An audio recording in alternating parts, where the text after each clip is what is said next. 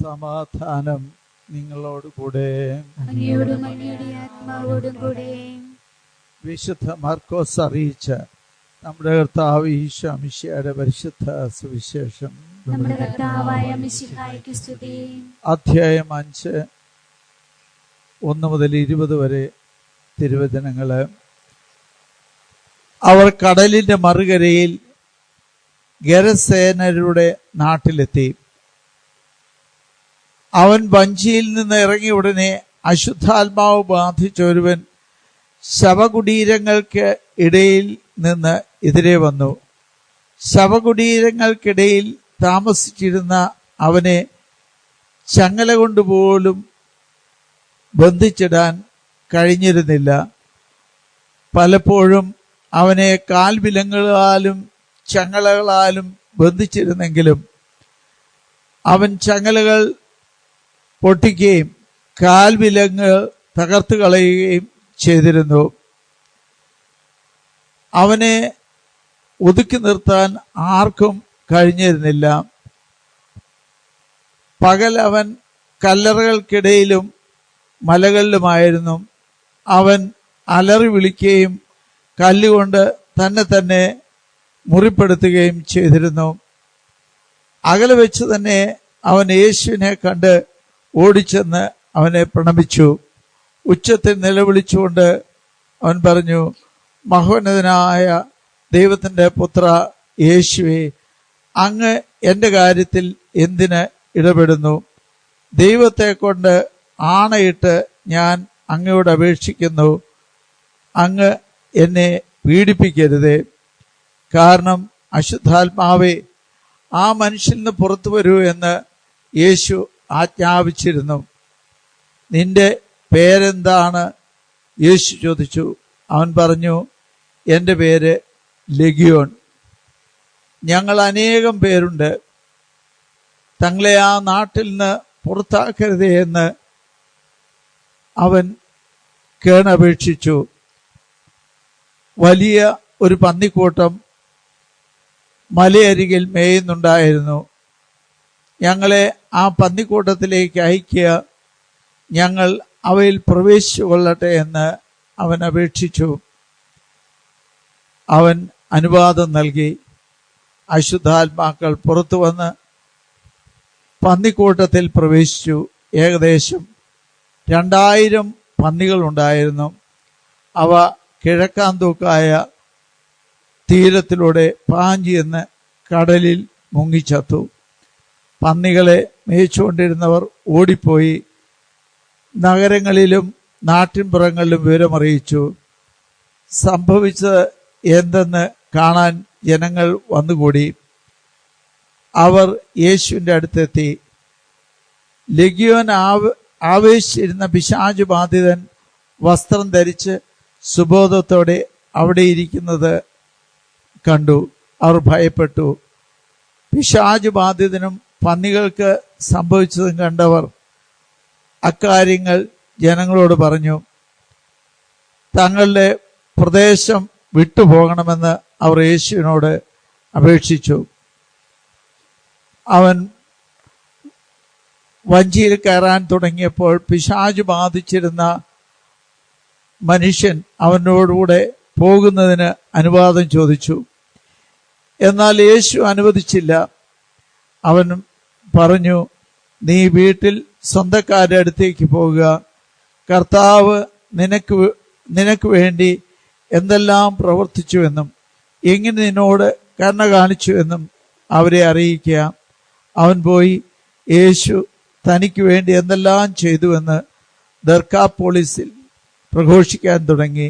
ജനങ്ങൾ അത്ഭുതപ്പെട്ടു. നമ്മുടെ കർത്താവായ മിശിഹായ്ക്ക് സ്തുതി.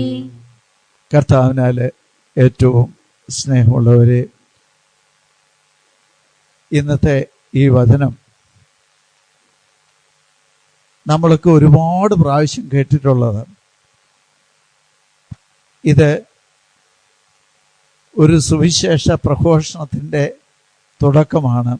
ഞാൻ പറയും, ഒരു അൽമായൻ്റെ സുവിശേഷ പ്രഘോഷണം ആരംഭിച്ച സംഭവമാണ് ഇന്ന് വിളിച്ചു പറഞ്ഞത്. അവന് ആദ്യം പ്രഘോഷിക്കാൻ തുടങ്ങിയത് അവൻ്റെ സ്വന്തം നാട്ടിലാണ്. ദർക്കാപ്പോളിസിൽ സുവിശേഷം പ്രസംഗിക്കാൻ തുടങ്ങി. അവൻ്റെ ഹിസ്റ്ററി പരിശോധിച്ചാൽ അത്ര നല്ലതൊന്നുമല്ല. അവൻ്റെ കുടുംബചരിത്രം അത്ര നല്ലതല്ല. അവന് കമ്പനിക്കാർ കുറേ ഉണ്ടായിരുന്നു. കാര്യം തനിച്ചാണെന്ന് തോന്നിയാലും അവൻ്റെ കൂടെ ഒത്തിരി കമ്പനിക്കാരുണ്ട്. അവന് ബൈബിളിലെ ഭാഷയിൽ പറഞ്ഞാൽ അവൻ കല്ലറകൾക്കിടയിലായിരുന്നു. കല്ലറ എന്ന് പറയുമ്പോൾ നമ്മൾ ഇപ്പം സാധാരണ സിമിത്തേരിയിലെ കല്ലറയല്ല. യേശു ക്രിസ്തു കുടികൊള്ളാതെ അല്ലെങ്കിൽ മരിച്ച അവസ്ഥയിൽ ജീവിക്കുന്ന ഓരോ വ്യക്തിയും കല്ലറയ്ക്ക് അല്ലെങ്കിൽ മരിച്ച അവസ്ഥയിൽ, ഇങ്ങനെ ദൈവാത്മാവ് വസിക്കാത്ത വ്യക്തികളുടെ കൂടെയുള്ള വാസത്തെ വേണമെങ്കിൽ നമുക്ക് ഈ മനുഷ്യൻ്റെ ജീവിതവുമായിട്ട് ബന്ധിപ്പിച്ച് പറയാം. അവന്, എൻ്റെ വിശ്വാസം, നല്ലൊരു മദ്യപാനിയായിരുന്നു എന്നാണ്. അവന് കുറേ കമ്പനിക്കാരുണ്ടായിരുന്നു. പിന്നെ വീട്ടുകാർ വിചാരിച്ചു ഇവനെ ഒന്ന് പിടിച്ച് ഒരു കല്യാണം കഴിപ്പിച്ചാൽ ശരിയാകുമെന്ന് വിചാരിച്ച് ഒന്ന് കല്യാണം കഴിപ്പിച്ചു. 2 മക്കളുണ്ടായി. പക്ഷേ ഇതുകൊണ്ടൊന്നും ഒരു മാറ്റം ഉണ്ടായില്ല. ഇവന് ഈ കാൽവിലങ്ങ് എന്ന് പറഞ്ഞാൽ മക്കളുണ്ടായ ഒരു വിലങ്ങിട്ട പോലെയാണെന്ന് പറയാറുണ്ട്. മക്കളുണ്ടായി കഴിഞ്ഞിട്ട് അവൻ്റെ പരിപാടി അതേപോലെ തുടങ്ങി. ഭാര്യ ഉണ്ടായിട്ടും അവൻ്റെ കുടിയും പരിപാടിയെല്ലാം അതേപോലെ വീണ്ടും തുടർന്നുകൊണ്ടിരുന്നു. അവൻ സാധാരണ അവൻ്റെ കമ്പനിക്കാരുടെ കൂടെയായിരുന്നു അവൻ്റെ വാസം അധികവും. അപ്പോൾ ഈ വിധത്തിൽ ജീവിച്ചിരുന്ന ഒരു മനുഷ്യനാണ്. അവനാ യേശുവിനെ വന്നപ്പം ഹലോ നമസ്തേ എന്നൊക്കെ പറഞ്ഞ് യേശുവിനെ അഭിവാദ്യം ചെയ്യുന്നത്. ഈ കർത്താവ് പ്രാർത്ഥനയൊക്കെ കഴിഞ്ഞ് ഗെരസേനരുടെ നാട്ടിലേക്ക് വന്നപ്പം വേറെ ആരും വന്നില്ല. ഈ കള്ളുകുടിയെ മാത്രം നമസ്തേ പറയാൻ വന്നു. അതും ഒരു പ്രത്യേക അവസ്ഥ നമ്മൾ കാണുന്നുണ്ട്. ഈ വിധത്തിൽ കർത്താവിനെ അധികം മറ്റാരും അംഗീകരിക്കാതിരുന്നപ്പോൾ ഇവൻ അംഗീകരിച്ചൊക്കെ വന്നെങ്കിലും കർത്താവ് അവന് സൗഖ്യം കൊടുക്കാനാണ് ആഗ്രഹിക്കുന്നത്. അവൻ്റെ ഉള്ളിലുള്ള തിന്മയുടെ ശക്തികളെ കർത്താവിൻ്റെ ധന്യമായ ആ ശക്തി ഉപയോഗിച്ച് പുറത്താക്കി കഴിഞ്ഞപ്പോൾ ആദ്യം അവൻ്റെ പേരെന്നാന്ന് ചോദിച്ചപ്പം സ്വന്തം പേര് പറയാൻ മടിക്കുന്നവൻ പറയുക, ഞാൻ തനിച്ചൊന്നുമല്ല, ഞങ്ങൾ കുറേ പേരുണ്ട്, ഞങ്ങളെ തൊട്ട് കളിക്കണ്ട. പലപ്പോഴും മദ്യപാനികളുടെയൊക്കെ ഒരു വലിയ പട പറയും. അവർ പലപ്പോഴും സ്വന്തം വ്യക്തിത്വം കളഞ്ഞിട്ട് മറ്റുള്ളവരോട് കൂടി നടക്കുന്ന ആളുകളായിട്ട് അച്ഛന് തോന്നാറുണ്ട്. പ്രിയപ്പെട്ടവരെ, അവരെ നമ്മൾ മനസ്സിലാക്കണം. ഒരു വ്യക്തിയിൽ, ഞാനിത് വായിക്കുമ്പോൾ എന്നെ അത്ഭുതപ്പെടുത്തിയ ഒരു കാര്യമാണ്. ഒരു വ്യക്തി, അവൻ പറയും ഞങ്ങൾ പലരുണ്ട്. ആ വ്യക്തിയിൽ കൂടിയിരുന്ന തിന്മയുടെ ശക്തികൾ ഏതാണ്ട് ദൈവവചന ഗ്രന്ഥകർത്താവ് പറയുന്നുണ്ട്, ഏതാണ്ട് ഒരു 2000-ഓളം പന്നികൾ ആ മലയിൽ മേയുന്നുണ്ടായിരുന്നു.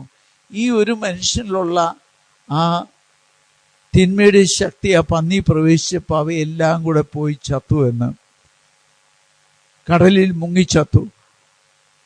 ഇത് നാട്ടിൻപുറത്ത് വലിയ സംസാര വിഷയമായി. ഇത് പലരും പറഞ്ഞ് യേശുവിനെ കാണാൻ വേണ്ടി അവർ വന്നു. നേരത്തെ ആ നാട്ടിലെ പലർക്കും വഴി നടക്കാനായിട്ട് മറ്റുള്ളവരെ പീഡിപ്പിച്ചുകൊണ്ടിരുന്ന മനുഷ്യൻ വളരെ അടങ്ങി ഒതുക്കി നല്ല വസ്ത്രം ധരിച്ച് മര്യാദക്കാരനായി പ്രാർത്ഥിച്ചൊക്കെ ജീവിക്കുന്ന കണ്ടപ്പോൾ എല്ലാവരും ഹല്ലേലൂയ പറയുന്നതിന് പകരം മനുഷ്യരെല്ലാം പറയുക, കർത്താവിനോട് നീ ഞങ്ങളുടെ നാടൊന്ന് ഒഴിവാക്കി തന്ന വലിയ ഉപകാരമാണ്, നീ ഞങ്ങളുടെ നാട്ടിൽ നിന്നൊന്ന് പോയി കിട്ടിയാൽ വലിയ ഉപകാരമാണ്.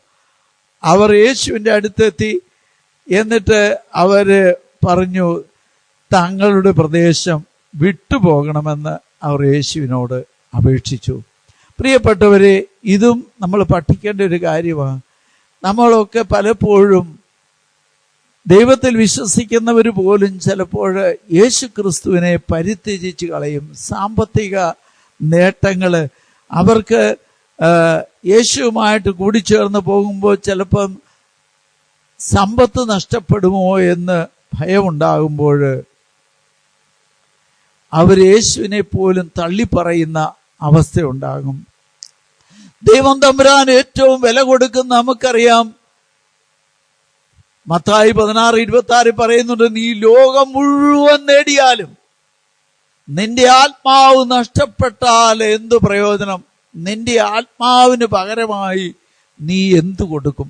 അപ്പം ദൈവം തമ്പുരാൻ ഏറ്റവും കൂടുതൽ വിലമതിക്കുന്നത് നമ്മളിലൊക്കെ അവിടുന്ന് നിക്ഷേപിച്ചിരിക്കുന്ന തൻ്റെ ആത്മാവിനെയാണെങ്കിൽ ഇതിന് നഷ്ടം വരുത്താതെ സൂക്ഷിക്കുക എന്നുള്ളതാണ് നമ്മുടെയും ഏറ്റവും പ്രധാനപ്പെട്ട കടമ. ദൈവം ഈ നഷ്ടം ഒരുവനിൽ ഉണ്ടാകാതിരിക്കാൻ ദൈവം ആഗ്രഹിക്കുന്നുണ്ട്.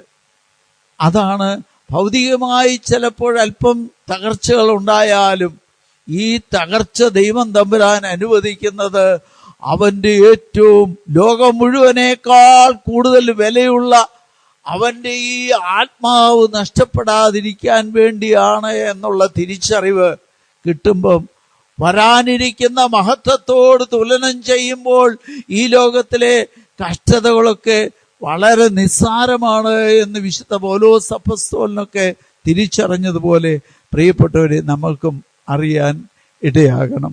നമുക്ക് അതുകൊണ്ട് പ്രത്യേകമായിട്ട് പ്രാർത്ഥിക്കാം. നമുക്കും യേശു ക്രിസ്തുവിനെ, ഏറ്റവും വിലയുള്ള നിധിയായ യേശു ക്രിസ്തുവിന് വേണ്ടി നമ്മുടെ ജീവിതം സമർപ്പിക്കാൻ നമുക്ക് സാധിക്കട്ടെ. ഈ മനുഷ്യന് പിശാച് പുറത്തായപ്പം ഒരു അപ്പസ്തോലനായിട്ട് പ്രവർത്തിക്കണമെന്ന് ആഗ്രഹമൊക്കെ ഉണ്ട്. യേശുവിൻ്റെ കൂടെ ശിഷ്യനായിട്ട് ജീവിച്ച് അപ്പസ്തോലനാകണം. പക്ഷെ ആ വിളിയല്ല കർത്താവിന് കൊടുത്തത്. അവനോട് കർത്താവ് പറഞ്ഞത്, നീ സുവിശേഷം പറയേണ്ടത് നിന്റെ വീട്ടുകാരുടെയും നാട്ടുകാരുടെയും അടുത്ത് തന്നെയാണ്.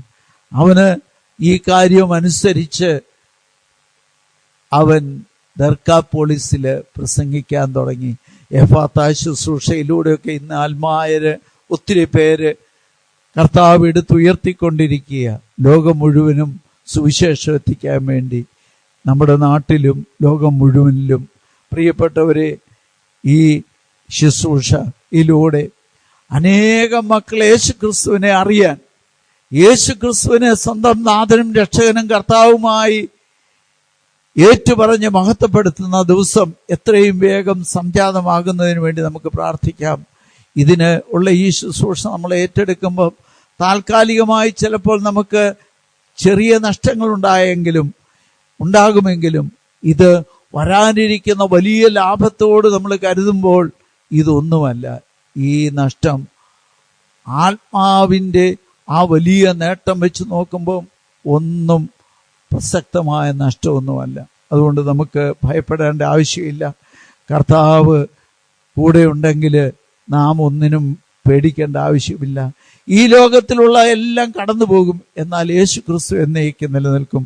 അതുകൊണ്ട് നമുക്ക് യേശു ക്രിസ്തുവിനെ നമുക്ക് സ്വന്തമാക്കാൻ എഫാത്ത എല്ലാവരുടെ ഹൃദയത്തിലേക്കും ലോകം മുഴുവനിലേക്കും തുറക്കപ്പെട്ട് എഫാത്തയിലൂടെ എല്ലാ മക്കളും കല്ലറകളൊക്കെ വിട്ട് എഴുന്നേറ്റ് യേശുക്രിസ്തുവിൻ്റെ ശക്തി അനുഭവിക്കുന്ന വ്യക്തികളായി തീരുവാൻ നമുക്ക് പ്രാർത്ഥിക്കാം. നമ്മുടെ ജീവിതത്തിലും നമുക്ക് യേശു അനുഭവം ഉണ്ടാകുന്നതിന് വേണ്ടി നമുക്ക് പ്രാർത്ഥിക്കാം. ഓരോ ദിവസവും നമ്മളെ കല്ലറയിൽ പിടിച്ച് അടച്ചിടാൻ ശ്രമിക്കുന്ന സാത്താൻ്റെ ഏതെങ്കിലും കുതന്ത്രങ്ങൾ നമ്മളിൽ പ്രവർത്തിക്കുന്നുണ്ടെങ്കിൽ നമുക്കിപ്പോൾ പ്രാർത്ഥിക്കാം.